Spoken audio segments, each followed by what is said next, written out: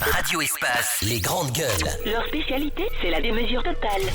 Tant qu'ils ne changeront pas, nous ne changerons pas non plus. Les grandes gueules, à suivre tous les jours sur la radio d'opinion. Radio Espace. Président du groupe et membre de la Codenog, donc il va lui-même le confirmer. Je pense le chef des opérations en ce qui concerne cette réception, cette grandiose réception que les soutiens d'Alpha Condé ou les soutiens à la cause d'une nouvelle constitution veulent le réserver demain, jeudi 31 octobre, au président de la République, le professeur Alpha Condé, qui rentre d'un déplacement. L'initiative est portée donc par la Codenog. Cette réception vise une démonstration de force de la part donc des partisans des changements constitutionnels, en signe de réplique à une grandiose mobilisation réussie le 24 octobre dernier par ceux qui sont opposés à cette perspective. Comment cela se prépare? Qu'en est-il de l'opportunité d'une telle réception? On va lui poser toutes ces questions. Bonjour à vous, monsieur le ministre d'État. Bonjour. Bonjour à vous et à vos nombreux auditeurs. Bienvenue. Alors, monsieur le ministre, demain, jeudi, la Codenog entend accueillir le président de la République à la faveur de sa tournée en Russie. Vous annoncez une grandiose manifestation, une véritable mobilisation démonstration de force en réponse à celle du FNDC. Où en êtes-vous avec les préparatifs? Oui, merci. Mais d'abord, qui organise mais monsieur le ministre, d'abord, qui organise cette manifestation? J'arrive. Avant de commencer, je voudrais bien présenter mes condoléances à toutes les familles éplorées pour les morts de la journée du 14 octobre. Et j'aurais voulu quand même que vous acceptiez que je rétablisse une vérité. Bien, allez-y. Je vous ai entendu tout à l'heure, dans un tableau très sombre, en train d'exprimer ce que vous ressentez quant au refus de remettre le corps au FNDC. Je pense qu'il faut qu'on mette un peu la balle à terre. Hier, pour ne pas remettre le corps à la disposition des familles, était une décision du Conseil interministériel. Au cours du Conseil interministériel, le ministre de la Santé a fait savoir aux membres du Conseil que l'autopsie était partiellement terminée. Il y a des corps dont l'autopsie est terminée, d'autres non. Alors le Conseil a trouvé qu'il n'était pas normal de donner les corps de façon partielle, qu'il fallait attendre que tous les corps soient prêts. 2. Exposer les corps pour que les familles viennent reconnaître les corps et rendre aux familles de façon individuelle. Et qu'aucune structure impersonnelle n'était propriétaire de ces corps. Et je crois que c'est ce que la loi demande. C'est pourquoi il a été instruit au ministre technique, qui est le ministre de la Santé, de faire donc un communiqué pour informer le peuple de Guinée de pourquoi on ne peut pas rendre ces corps. Moi, personnellement, je ne trouve pas comment est-ce qu'on va garder des corps qui sont là, qui ne sont pas inhumés depuis quelques jours, et qu'on soit aussi cruel de ne pas rendre ces corps aux propriétaires. Donc il n'y aura pas d'inhumation organisée par le FNDC? Non, nous, en tout cas, le FNDC est impersonnel. Ce qu'il y a à faire, c'est de rendre les corps aux familles, quitte aux familles de donner à leur famille politique. L'explication que vous donnez. Le FNDC ou l'association, je pense qu'aujourd'hui... Votre explication? C'est une association impersonnelle. La famille, si les familles sont membres du FNDC, que le FNDC veuille, comment on appelle ça, inhumer les corps, quitte à eux. En attendant aussi sur des Guinéens, le gouvernement aussi devra apporter son grain de sel. Mais en attendant, ce qu'on a toujours réclamé ici, c'est de faire la lumière sur les cas de mort. Effectivement. Et c'est ce qui a commencé. Nous savons. Quand nous sommes de l'autre côté, on vient quand même de l'opposition. Quand on est là, on sait ce que nous avons comme pincement de cœur quand il y a de telles situations et que la vérité n'est pas rétablie. Ouais. Alors nous avons donc aujourd'hui la possibilité de l'exprimer au niveau des conseils et que les dispositions soient prises dans ces cas. C'est ce qui est fait. Alors je pense qu'on ne devait pas quand même diaboliser. D'accord, mais en même temps, monsieur le ministre, oui. Votre communication, l'explication que vous donnez, c'est entièrement à l'opposé du contenu du communiqué du ministère de la Santé. Bon, le communiqué du ministère de la Santé n'est pas explicite. Ça ne dit absolument pas la même chose. Ça peut être une erreur de rédaction. Non, mais c'est pas une erreur de rédaction. Il faut qu'on l'exprime clairement. Est-ce que le communiqué, vous l'avez validé ensemble en Conseil des ministres ou pas? Non, les instructions ont été données et une équipe a été chargée. Il a été transmis quand même par le bureau de presse de la présidence. Ensuite, non, mais la rédaction, s'il y a des erreurs dans la rédaction, je veux bien qu'on les relève, mais on constate quand même qu'avant qu'on soit membre du gouvernement, avant qu'on soit dans une opposition ou qu'on est dans une famille politique, nous avons quand même des sentiments, des personnes. Nous sommes quand même des humains. On ne peut pas être aussi inhumain. Les membres... Je crois qu'il faut accepter quand même les erreurs et prendre les choses avec philosophie. Accepter les erreurs, certes, mais monsieur le ministre, d'aucuns pensent que cette histoire de ne pas restituer les corps est bien entendu liée à la grande réception que vous préparez au bénéfice du chef de l'État. Étant donné d'ailleurs qu'il y a des déclarations de décès des différents jeunes tués, ces déclarations sont disponibles. Les familles les sont déjà. Donc on ne comprend absolument pas. Je vais vous dire une chose. Oui. Il faut être cruel pour le penser. S'il y avait quelqu'un qui devait demander que ces corps-là soient rendus pour qu'ils soient inhumés avant la manifestation de demain, c'est bien moi. Je l'aurais demandé vivement. Et je crois que tout le conseil... Les grandes gueules. Ce que nous avons constaté, c'était rendre partiellement.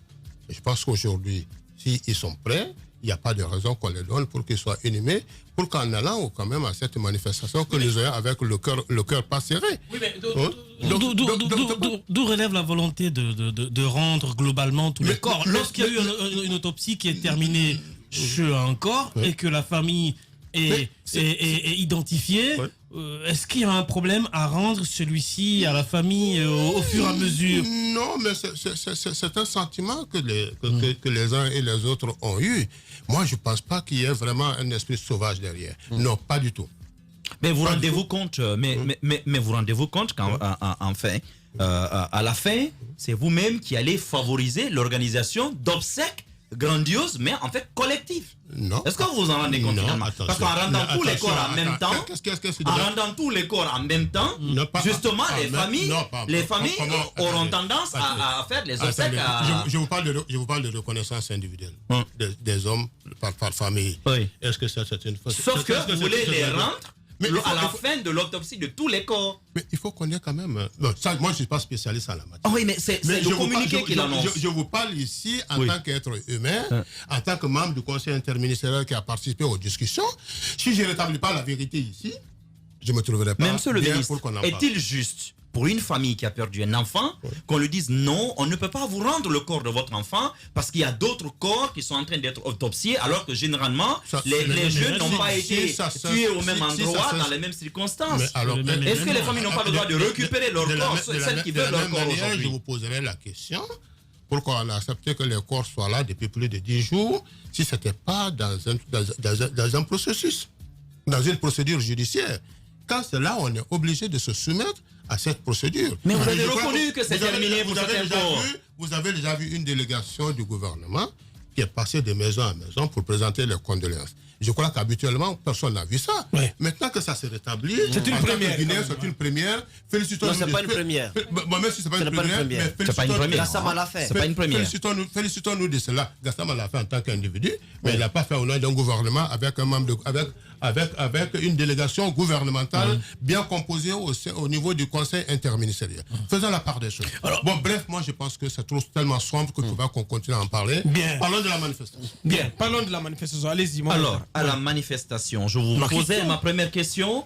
Qui organise cette manifestation? Je vous pose cette question parce que au regard de l'article 622 du Code pénal, pour organiser une manifestation, il faudrait que 3 des signataires au moins soient identifiés quant à leur prénom, nom, leur adresse et que l'itinéraire soit connu du point de départ jusqu'au point d'arrivée. Or, les lettres que nous avons vues et qui sont même dont certaines peuvent être consultées sur le site mosaïqueguinée.com, ces lettres-là ne portent pas ces informations. Je vous pose donc la question.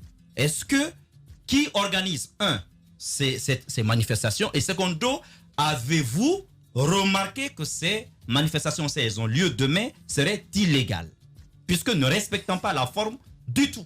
Bien. Merci monsieur. La question est à point nommé. la question a été soulevée au cours de nos rencontres. Il y a un chef d'État qui arrive, le président de la République qui arrive. Il y a habituellement les ministres qui vont recevoir le président de la République à son arrivée. N'est-ce pas? Oui. Le politicien, c'est celui qui fait de chaque occasion une opportunité. Qui va empêcher les curieux qui vont sortir au bord de la route pour acclamer le président de la République? Aucun article ne demande de l'interdire. Qui va empêcher un citoyen lambda qui se lève avec son tam-tam et dit le président arrive aujourd'hui et que je me trouverai à la place publique pour taper le tam-tam pour recevoir. Spontané, alors qu'il n'en est rien. Alors, Attendez. Attends. On va le laisser développer son raisonnement. Il est spontané. Ah oui. Nous avons vu... Qu'est-ce qui est spontané? Attendez, nous avons vu qu'il y avait une volonté de recevoir le président de la République qui arrivait, qui a été exprimée par des individus non associés. Et les formations politiques que nous sommes, nous avons dit, mais pourquoi pas récupérer? Pourquoi pas être présent? Nous sommes une entité à la manifestation. Donc, si nous pouvons tirer parti de cette manifestation pour mettre sous le couvert de la Codenog, pourquoi on ne le fera pas? Déjà, c'est pas spontané. On le fera. Non, mais madame, je ne sais pas ce que vous appelez spontané. Non, mais spontané, c'est sortir c'est comme vous ça. qui avez... Non, je n'ai pas parlé de C'est moi qui ai utilisé le mot spontané, mais ça... Non, je n'ai pas parlé de thermalisé. Voilà. J'ai dit qu'il empêcherait le citoyen lambda qui sortira sur la route, riverain, et qui dira que... Vous n'avez pas répondu aux questions de Mohamed Mara. S'il vous plaît. Mais en attendant, j'ai répondu. Néanmoins. J'ai répondu, mais toujours est-il que nous, au sein de la Codenog, nous sommes une entité politique. C'est la Codenog qui organise donc. La Codenog est partie à l'organisation, mais ce n'est pas la Codenog qui organise. Qui organise? Nous recevons le président de la République. Vous qui organise? Ceux qui organisent, c'est le protocole. On a du mal à comprendre. Le protocole du gouvernement organise la réception du président. Avec toute cette mobilisation, Mais cette mobilisation est en jaune. Vous avez connaître en jaune? Le protocole à voir avec les partis politiques et les associations sur le terrain. Nous ne sommes pas associés, nous sommes invités. Non, vous avez dit le protocole. Alors, Quand le protocole organise. Pourquoi bien? Alors pourquoi il n'y a pas de pourquoi c'est la PNAPIC? Pourquoi c'est l'organisation de la société civile dénommée PNAPIC qui porte qui s'est adressé aux différentes mairies et au gouverneur de la ville de Conakry pour solliciter l'organisation de cet accueil. La PNAPIC est une société civile membre de la Codenog. Oui. Alors, mais vous dites que vous êtes parti à l'organisation. Alors on peut l'accompagner. À sa demande, et ça a été fait, donc nous l'accompagnons. Donc c'est le problème. la PNAPIC qui organise. Vous accompagnez. Nous sommes accompagnateurs. Bien, mais et sauf que... la PNAPIC est membre de la Codenog. Je reviens encore sur l'aspect légal, monsieur le ministre. L'exécutif, je peux terminer? L'exécutif, vous avez pour rôle fondamental de faire appliquer les lois du pays. Attention, ne me parle pas de l'exécutif. Ce n'est pas l'exécutif qui est là. Vous avez dit que c'est le protocole tout à l'heure qui organise. Le protocole du gouvernement, il faut vous l'avez dit. Vous n'avez pas invité le ministre, vous avez invité le président du parti. Oui, mais vous avez dit tout à l'heure que vous êtes politique et que c'est le protocole. Je reviens là-dessus. Le protocole a l'habitude d'inviter tout le monde. D'accord. Alors, je dis... Alors, dans ce cas, pourquoi il n'y a pas de nom? On invite tous les Conakricains à recevoir le président de la République. Ça, c'est pas interdit. Ce n'est pas ce qu'on a vu. Monsieur le ministre, je demande pourquoi la loi n'est pas respectée. C'est toute ma question. Pourquoi il n'y a ni prénom, ni nom, ni identification, ni itinéraire dans ces lettres? Personne n'a violé la loi, monsieur. Oui, mais je peux lire le contenu. Le contenu de qui? De ces lettres d'information. Je peux lire ça à l'antenne.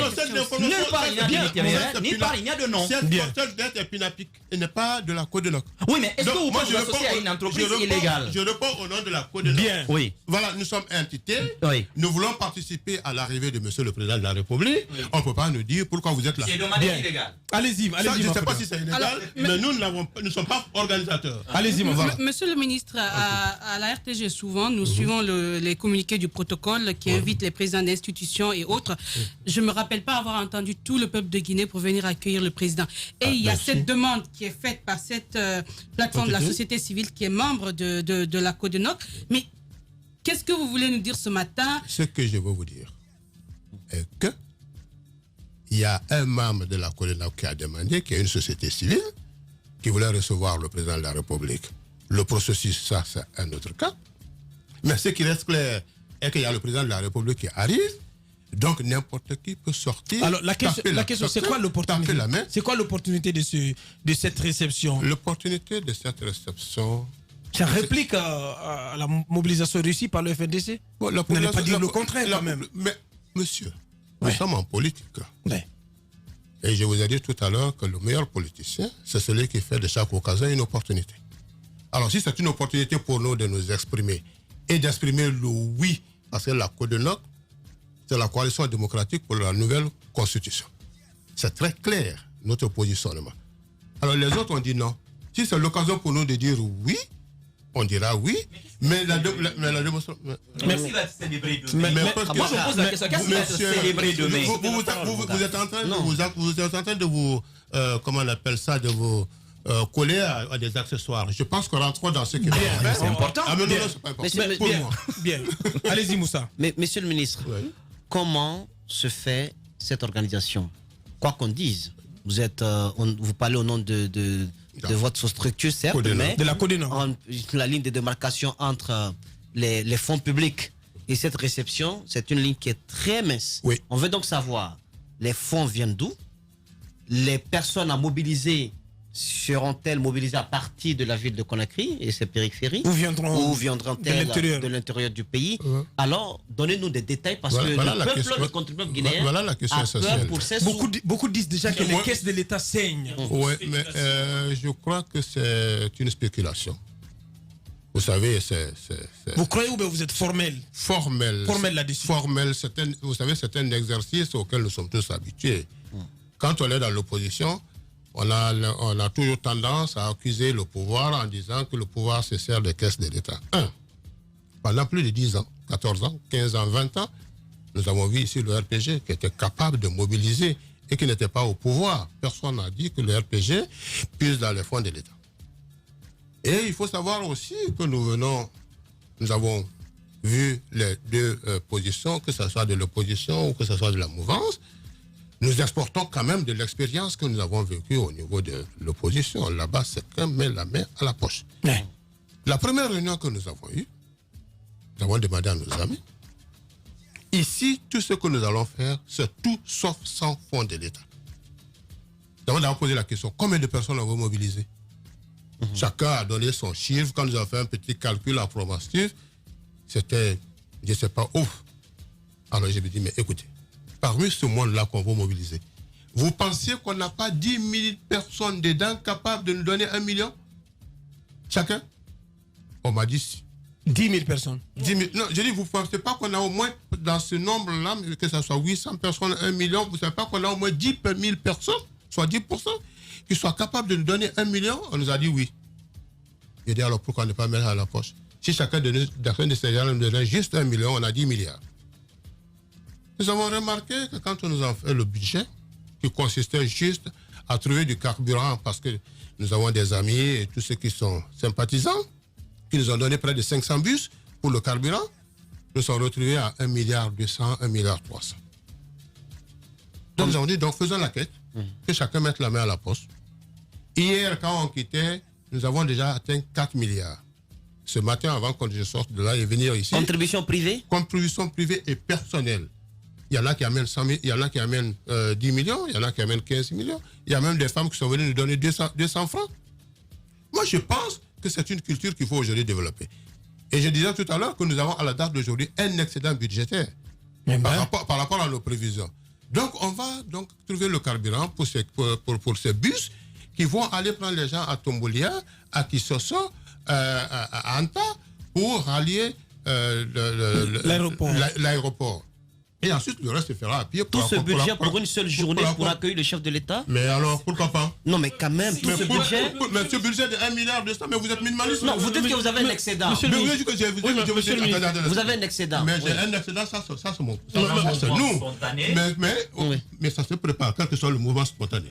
D'accord? Donc, nous avons un excédent. Mais cet excédent va nous permettre de nous occuper de la CODENOG, des différentes manifestations qu'on aura à faire. Donc c'est pour vous dire, non, mais la question essentielle était de vous dire qu'on n'a pas besoin aujourd'hui de fonds vraiment de l'État. S'il y en a qui s'en servent, ça c'est leur problème. Nous, à notre niveau, au niveau de la CODENOG, nous avons notre schéma de mobilisation et on est parvenu à mobiliser. Vous êtes formel, vous n'avez puisé aucun franc dans les caisses de l'État. Comment on peut puiser dans je le dis et ferme. Oui.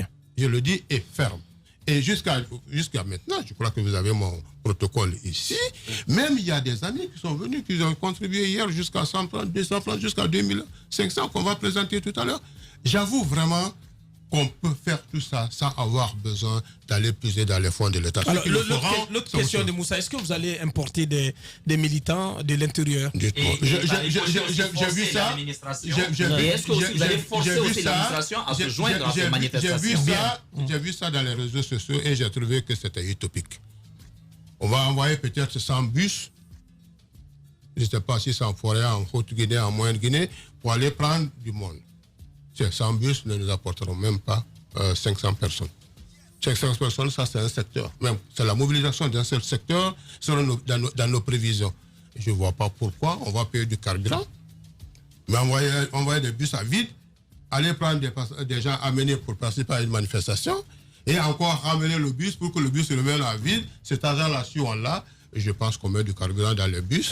Et on est capable. Qu'en sera-t-il de l'administration? Parce qu'on a vu des lettres, on a vu des affiches dans certains services enjoignant. Avoir les lettres et les services n'engage pas l'administration. Sinon, quand une journée est chômée, fériée et payée, il y a la forme, il y a le ministre du Travail et de la fonction publique qui passe et qui fait passer le communiqué. Tant que vous n'avez pas ce communiqué, l'administration fonctionne normalement. Quels sont les ordres que vous avez donnés au personnel, par exemple, de votre ministère? Parce que pour le port autonome, on a vu la décision qui a été prise au niveau du ministère des Transports également. Vous avez vu une espèce de décision. Est-ce que c'est confirmé que c'est la décision? Alors, vous, personnellement, qu'est-ce que vous avez dit à votre personnel? Moi, personnellement, je pense qu'il n'y a même pas de consigne à donner.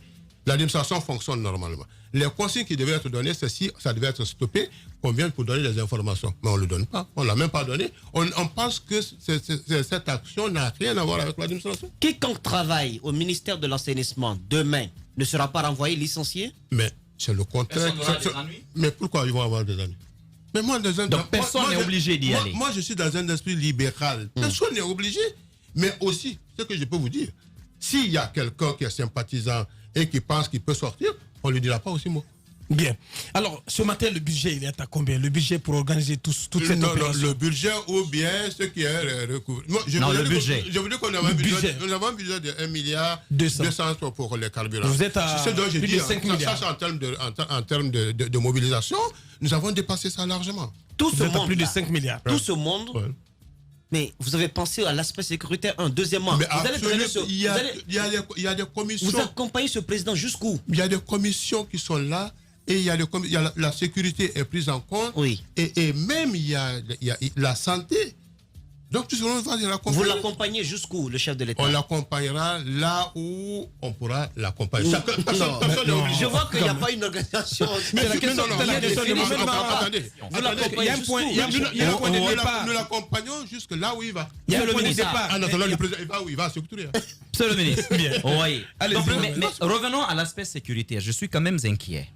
Hier, on écoutait encore un administrateur territorial qui déclarait sur les radios d'espace à Guinée que parmi les personnes, en tout cas des vagues d'arrestations qui ont lieu actuellement dans le pays, dont la plupart sont des étrangers, le préfet de Cancan est allé jusqu'à parler de rébellion avec insistance. Il a parlé de situations extrêmement préoccupantes. Est-ce que dans un tel climat où des administrateurs, donc du gouvernement, affirment qu'il y a pareil risque sécuritaire sur le pays, c'est une bonne idée que de demander aux gens, aux foules, de se mobiliser ainsi? Est-ce que vous ne trouvez pas que c'est risqué? Monsieur, je ne sais pas si je parle avec... Si on se comprend, mais je suis un peu déçu de ce que c'est le préfet qui l'a dit, c'est pas moi. Non, attendez, n'assombrissez pas le tableau, monsieur. On empêche aujourd'hui les mamayas ici, on empêche ici les baptêmes parce qu'on est dans une situation insécuritaire. Mais je pense que l'État est là pour sécuriser les uns et les autres. Maintenant, en ce qui concerne notre manifestation, nous savons où est-ce que nous prenons les gens, nous savons où est-ce que nous les débarquons, et chaque bus qui ira aura au moins 2 ou 3 personnes chargées de veiller sur ces personnes en termes de regroupement, en termes de circulation, jusqu'au retour à domicile.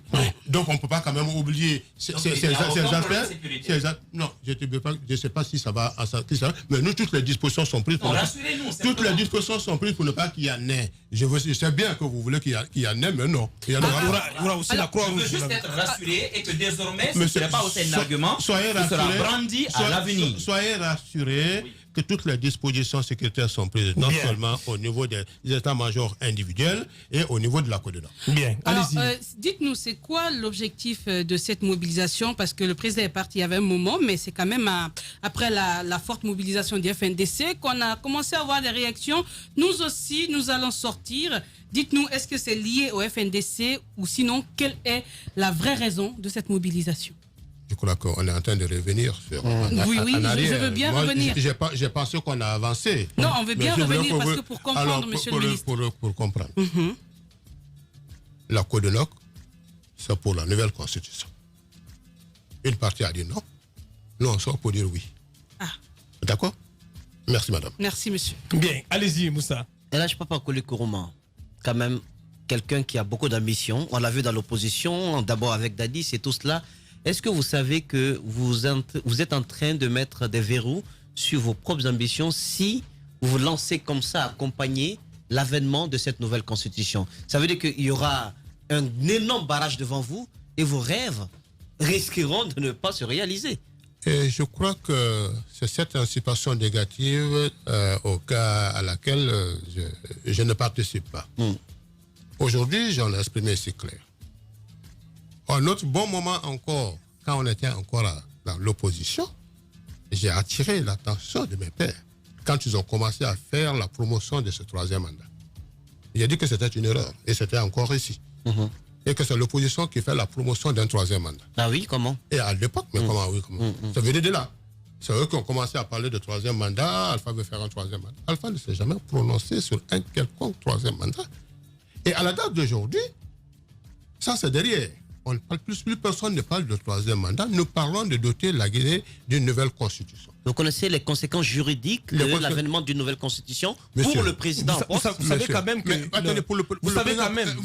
que vous savez qu'il y a plusieurs étapes à franchir? Oui, mais parlons de la conséquence. La conséquence politique. Ne personnalisons pas. Oui, mais allons sur la conséquence. Lorsqu'on sera face à cette nouvelle constitution, lorsqu'elle sera adoptée, vous savez quand même que les compteurs seront tous remis à zéro et que en ce moment, il sera possible au professeur Alpha Condé, comme à d'autres prétendants au fauteuil présidentiel, de se représenter. Si c'est la conséquence logique du changement de constitution, vous dites oui. Pourquoi pas? Mais ici, les candidats... Justement, c'est pour cette raison. Je vous oppose cela. J'arrive. Justement, c'est pour cette raison que l'opposition ne veut pas être mise devant une situation de fait accompli. Mais l'opposition n'a pas le choix. Donc, c'est pas parce qu'on veut personnaliser les conséquences d'une nouvelle constitution et qu'on veut personnaliser qu'on va s'opposer à cela. Je reviens pour vous dire que la constitution qui est là, j'ai déjà eu largement le temps de m'exprimer dessus. C'est pas une constitution, c'est un chiffon. J'étais dans le CNDD. Un chiffon. Je reviens. J'étais dans le CNDD. Quand, à l'avènement du CNDD, on a suspendu la Constitution. On n'a fait que suspendre. Lorsque les acteurs se sont retrouvés à Ouaga, ils ont pensé qu'il fallait adopter une nouvelle Constitution juste pour barrer le chemin au CNDD. Nous qui étions là à l'époque, nous avons estimé et pensé qu'il était plus facile de lever la suspension de la Constitution qui a été adoptée par le peuple que de se mettre aujourd'hui à vouloir faire une nouvelle Constitution qui ne répondra pas aux aspirations du peuple. Et en plus, on va faire entériner par celui à qui on veut barrer le chemin. Et c'est ce qui a été fait. Et mieux, les acteurs se sont entendus que celui qui sera au pouvoir aura l'obligation de faire adopter la Constitution par le peuple. Dans un délai. Non seulement dans un délai. Mais non, ce délai n'a pas été respecté. Attendez même, ce délai n'a pas été respecté. Même le CNT qui était prévu pour 100 personnes, ça allait au-delà. Il était question que ça soit qu'on ait à la tête un religieux, on a trouvé un syndicaliste, donc on a tout bafoué. Chacun voulait. Maintenant, les religieuses aussi. Je vais vous dire quelque chose aujourd'hui. Pourquoi cette constitution a été adoptée? Pourquoi chacun ne voulait pas qu'on lève la suspension? Pour lancer la suspension, parce que chacun voulait, en fonction de ses déshydratants, mettre un verrou pour éviter la candidature des uns et pour éviter la candidature des autres. Mais ces acteurs-là, ce sont ces mêmes acteurs qui sont au pouvoir aujourd'hui. Le professeur Alpha Condé était membre de ceux qui voulaient barrer la route au CNDD. Lui, il avait demandé... Non, je ne parle pas du CNDD maintenant cette fois-ci. Je parle de ces mêmes acteurs. Les uns voulaient barrer le chemin aux autres et voulaient barrer le chemin à la candidature. On s'est dit que si on enlevait la suspension de l'ancienne constitution, c'est chemin ouvert pour un des candidats. Et celui qui était avisé a demandé pourquoi on ne lèvera pas la suspension de cette constitution que de se mettre aujourd'hui à adopter à la va-vite une nouvelle constitution qui ne répondra pas aux normes de l'adoption d'une nouvelle constitution. Je crois que je suis désolé. Aujourd'hui, une partie des peuples au CD qui pensent aujourd'hui qu'il faut doter la Guinée d'une nouvelle constitution doit être écoutée. Monsieur le ministre d'État, revenons à l'actualité. Est-ce que vous savez quand même que vous recevez demain un président de la République, un chef de l'État qui n'a pas pris position dans ce débat? Pas du tout. Qui attend de se prononcer. Il a reçu les conclusions des consultations qu'il a lui-même instruites. Oui. Vous pensez que c'est normal que vous l'impliquiez dans cette réception, alors que jusqu'à date, il est encore au-dessus de la mêlée. Il est encore au-dessus de la mêlée. Il n'est pas impliqué. Mais si, vous l'impliquez. Non. Non, mais non, on s'exprime. Vous ne pensez pas que vous aurez pu? Non, je pose la question. Écoutez-moi, s'il vous plaît. Vous ne pensez pas que, comme à l'image du FNDC, vous aurez pu organiser une mobilisation sans le président de la République? Ça vient après. Ça vient après. Je vous dis qu'on a un excédent budgétaire. Donc, on organise ça. Mais politiquement, c'est pas correct. Non, politiquement, ce n'est non plus pas incorrect. Abaka, quand tu dis qu'il est au-dessus de la mêlée, qu'il n'a pas pris position, moi je ne comprends pas. Donc sa déclaration. Officiellement. Oui, mais qu'est-ce que tu appelles officiellement? Je ne comprends pas. Moi, je ne comprends. Il a quand même déclaré quelque chose à New York. Si c'est officieux, ça a un écho officiel. Parce que c'est sûr de tout le monde aujourd'hui. Quand il demande à ses partisans de se préparer pour le référendum, qu'est-ce que ça signifie? Là, je ne parle pas Koli Kourouba. Ça, c'est votre libre expression que je respecte. En attendant aussi, respecter la mienne. Oui, je respecte. Bon, donc, moi, je vous dis qu'on va sortir accueillir le président de la République. Et nous profitons de l'occasion pour nous exprimer, pour dire notre oui. Quand les gens sont invités à une manifestation, chacun va avec sa pancarte et s'exprime dessus. Est-ce que vous invitez ceux qui ne sont pas d'accord avec vous à cette réception? Non, ce n'est pas à moi de les inviter. Oui, est-ce qu'ils sont libres de venir? Libres à eux de venir. Ceux qui disent Amour l'a fait. Écoutez, moi je suis quand même Codenok. Vous êtes Codenok, oui.